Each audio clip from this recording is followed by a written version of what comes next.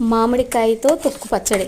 ఎండుమిరపకాయలు వేయించుకొని చక్కగా రోట్లో మామిడికాయని చిన్న చిన్న ముక్కలుగా కట్ చేసి తోలుతోని శుభ్రంగా కాయ కడిగేసి తోలుతోని సన్న ముక్కలు కట్ చేసుకొని ఎండుమిరపకాయలు నూనెలో వేయించేసుకొని చక్కగా రోటి పచ్చడి చేసుకుంటే కనుక చాలా కమ్మగా ఉంటుంది. మనకి మామిడికాయ ఏ సీజన్కైనా ఇప్పుడు మనకు అందుబాటులో ఉంటుంది. షాపుల్లో కూరగాయల కుట్టుల్లో అమ్ముతూనే ఉంటున్నారు. ఇలా రోట్లో మిక్సీ లేకోకుండా ఇలా రోట్లో కనుక తొక్కుడు పచ్చడి చేసుకుంటే చాలా టేస్ట్గా ఉంటుంది.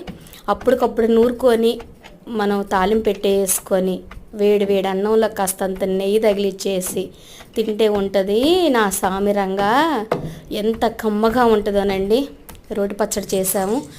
ఇది తాలింపు నేను రోట్లోనే పచ్చడి నూరిన తర్వాత తాలింపు వేసి తీసుకొచ్చేసి రోట్లోనే తాలింపు తిప్పేసి కాస్తంత అన్నం రోట్లో వేసుకొని తినేసాము. సూపర్గా ఉంది. మీరు కూడా ట్రై చేయండి.